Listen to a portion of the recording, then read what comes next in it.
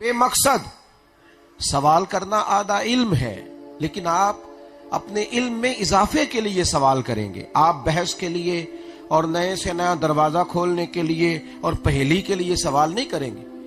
کثرت سوالات اور لا یعنی سوالات ان کو پسند نہیں کیا نبی پاک علیہ السلام. صحیح مسلم میں حدیث ہے، ایک موقع پر کچھ لوگوں نے بلا وجہ اور بعض سوالات کثرت سے کرنے شروع کر دیے تھے تو حضور ناراض ہو گئے. حضرت انس بن مالک فرماتے سرکار منبر پہ بیٹھ گئے، فرمایا پوچھو کیا پوچھنا. ایک شخص نے کہا حضور میرا باپ کون ہے؟ فرمایا وہی جس کی طرف تو منسوب ہے. ایک نے پھر اپنی انجام کے بارے میں پوچھا تو پھر بات کچھ اور ہونے لگی تو حضرت عمر حالات کو بھانپ گئے کہ حضور کچھ لایانی اور بے مقصد باتیں بعض لوگوں نے کی ہیں تو ناراض ہو گئے. تو حضرت عمر نے پھر دست بستہ ہاتھ باندھ کے کہا رضیت باللہ ربا وبالاسلام دینا وبسیدنا ومولانا محمد نبی و رسولا صلی اللہ تعالی علیہ وسلم کا یا رسول اللہ معاف کر دیں، ہم بڑے راضی ہیں کہ اللہ ہمارا رب ہے، ہم بڑے راضی ہیں کہ اسلام ہمارا دین ہے، ہم بڑے راضی ہیں کہ اللہ نے آپ کو ہمارا نبی اور رسول بنایا ہے.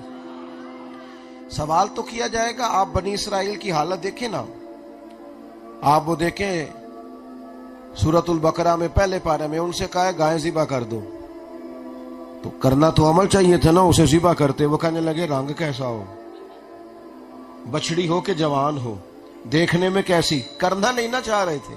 تو کتنے انہوں نے سوالات کیے. رب کہتا ہے ذبح کر دی، پر ذبح کرتے دکھائی دیتے نہیں تھے. علم سیکھیں عمل کرنے کے لیے، علم سیکھیں تاکہ خشیت پیدا ہو. نبی پاک صلی اللہ تعالی علیہ وسلم نے فرمایا اللہ تعالیٰ کا خوف حکمت کی جڑ ہے. اگر تمہارے دل میں اللہ کا خوف ہوگا تو رب تمہاری زبان پر حکمت جاری کر دے گا، تمہیں دانائی ملے گی، فہم و فراست، تمہارے فیصلے درست ہوں گے. تو علم کی طرف رغبت پیدا کریں اور مزاج کو علمی بنائیں، یعنی سیکھنے کا مزاج. جتنی ہم محفلوں میں جاتے ہیں، جتنے ہم جمعے پڑھتے ہیں، اگر سیکھنے کا مزاج ہونا تو ایک بات بھی روز سیکھی جائے نا، ایک بات کو بھی روز یاد کیا جائے، ایک حدیث پاک بھی روز ذہن میں آئے، قرآن مجید فرقان حمید کا ایک مفہوم بھی اپنے ذہن میں بٹھایا جائے، تو یہ چیزیں تو ویسے ہی بندے کے ذہن کو تازہ کر دیتی ہیں. یہ چیزیں تو ویسے ہی انسان کو تازہ. ہمارے ہاں یہ ہوا ہے کہ چونکہ خشیت والا علم نہیں، علم سیکھتے ہیں لوگ معلومات کے لیے. اور آج کل تو ویسے بھی میرے ملک میں تو سب سے بہترین کام ہے تجزیہ کرو، تبصرہ کرو، چینل بناؤ، بحث کرو، کوئی نئی سے نئی کہانی چھیڑو. بس میلہ لگا ہوا ہے، اللہ جانے کون کیا کہہ رہا ہے، کوئی سمجھ نہیں آ رہی، چل رہا. یہ مزاج مہذب قوموں کا نہیں ہوتا. رات کو 4 لوگ ٹی وی پہ بیٹھتے ہیں، 4 مختلف قسم کے لوگوں کو لائن پہ لیتے ہیں. جتنی لڑائی زیادہ ہو جائے نا ان 4 سیاستدانوں میں، اتنا پروگرام زیادہ دیکھا جاتا ہے. یہی کچھ ہو رہا ہے. اور روز ایک نیا شک پیدا کیا جا رہا ہے، روز ایک نئی تشکیک. ہمارے لوگ تو دین سیکھتے تھے کہ تاکہ وہ اپنی عملی زندگی میں نکھار لائیں گے، اس سے نفع ہوگا، اس سے فائدہ ہوگا. اور اسلام اس کو پسند ہی نہیں کرتا کہ انسان کے پاس علم بہت زیادہ ہو اور عمل بالکل بھی نہ ہو. پسند اتامرون الناس بالبر وتنسون انفسکم وانتم تتلون الکتاب افلا تعقلون. اللہ فرماتے لوگوں کو بھلائی کا حکم دیتے ہو اور اپنے آپ کو بھول جاتے ہو، اور حالانکہ تم کتاب بھی پڑھتے ہو، تمہیں عقل نہیں.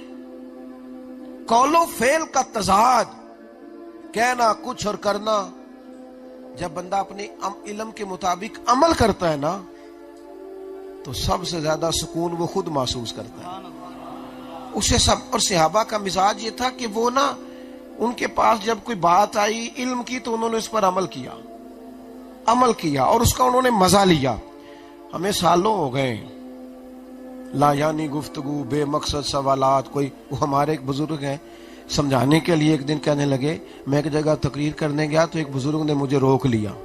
وہ کہنے لگے مولوی صاحب تقریر تاں کرن دینی، پہلا میرے سوال دا جواب دیو. کہتے میں نے کہا سوال کیا ہے؟ کہنے لگے یہ پوچھنا ہے کہ حضرت آدم اور جناب حوا کا نکاح کس نے پڑھایا تھا. کیا سوال ہے یہ، اور کیا اس کا مقصد ہے؟ یہ پہلیاں یاد کی ہوئی ہیں صرف اپنے آپ کو بچانے کے لیے. اس طرح تو مہذب قومیں آگے نہیں نہ بڑھتی. اپنے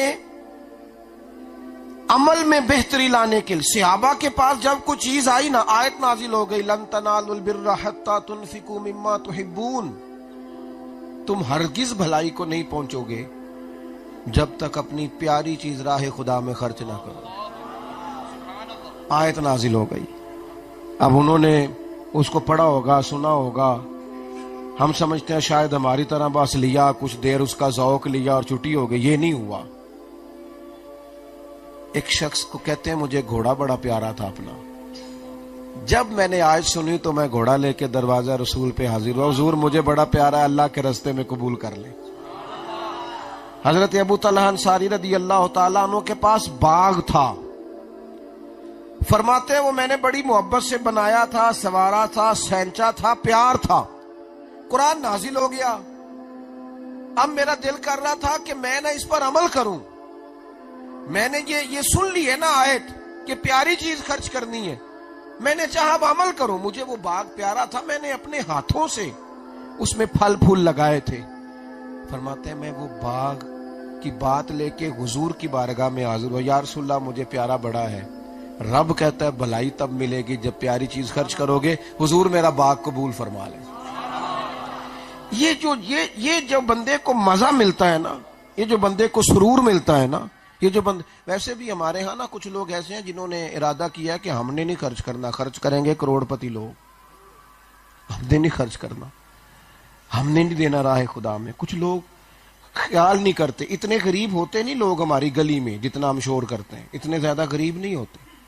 حکومت ہی آئے گی تو مدد کرے گی، اگر پوری گلی میں 3 لوگ غریب ہیں بھی تو کیا 50 گھر مل کے ان 3 لوگوں کا خیال نہیں رکھ سکتے؟ لیکن ہم مزاج نہیں نہ بناتے، ہم تو کہتے ہیں یہ حکومت کا کام ہے، ہمارا نہیں۔ ایک کھڈا بن گیا ہماری گلی میں، اس پر تبصرہ روز ہوگا کہ دیکھو جی یہ بلدیہ والے ٹھیک نہیں کر رہے ہو، خدا کے بندے تھوڑی دیر گاڑی سائڈ پہ کر، اتر ذرا نیچے۔ ہم تو اس دین کے ماننے والے ہیں کہ میرے نبی پاک علیہ الصلوۃ والسلام نے فرمایا ایک بندے نے رستے سے تکلیف والی چیز ہٹا دی تھی، رب نے اس کے لیے جنت کا فیصلہ کر دیا۔ لیکن ہم سیکھتے نہیں عمل کرنے کے لیے، عملی زندگی میں نکھار لانے کے لیے ہم سیکھتے نہیں۔ میں آپ سے ایک سوال کرتا ہوں، آپ ماشاءاللہ ڈھیر سارے لوگ بیٹھے ہیں، سب نے وہ حدیث سنی ہوئی ہے نا، ایک بڑی گناہگار عورت نے کتے کو پانی پلایا تھا تو اللہ تعالیٰ نے اس بی بی کی بخشش کر دی۔ ہاں نا نہیں کیا آپ نے، سنی ہے کہ نہیں؟ چلو ہلکا ہلکا ایسے ہی کر دیں، ہلکا ہلکا، زیادہ نہیں تکلیف دینی، ہلکا سا تبسم ہو جائے تزئین گلستاں کی خاطر۔ تکلیف تو تم کو ہوگی مگر چل تکلیف ذرا سی سہتا جا۔ سنی ہوئی ہے نا جی ماشاءاللہ، صاحب نے سنی ہے نا کہ ایک طوائف نے کتے کو پانی پلایا تو اللہ نے اس کی بخشش کر دی، سب نے سنی ہے نا۔ لیکن آپ صبح تجربہ کر لیں یا جب کبھی آپ کو موقع ملے تجربہ، سب نے سنا ہے کہ کتے کو پانی پلانے سے گناہگار بی بی کی بخشش ہو گئی، لیکن سڑک پہ کتا مر جائے نا کسی گاڑی سے ٹکرا کے، اب مر ہی گیا ہے، کوئی اتنی اخلاقی جرت نہیں کرتا کہ اسے کسی لکڑی سے اٹھا کے سائڈ پہ کر دے۔ وہ گاڑیوں کے ٹائروں سے اس کا گوشت لگ لگ کے اترتا ہے۔ کس لیے سنتے ہیں حدیثیں؟ کس لیے؟ وہ جی 2.5 گھنٹے تقریر سنی میں نے، کس لیے؟ کانوں کی لذت کے لیے۔ یہ میں نے آج کتاب پڑھی، یہ کل میں نے پڑھی، اور پرسوں میں نے فلاں کی بات سنی، اب اس نے اس کا جواب دیا۔ اس طرح تو میرے بھائی ذہنی الجھاؤ بڑھتا ہے، اس طرح تو تناؤ میں اضافہ ہوتا ہے۔ دین تو خوبصورت ترین ہے، اور دین عمل کے لیے دنیا میں آیا، اور نبی پاک علیہ السلام نے آسان کر کے۔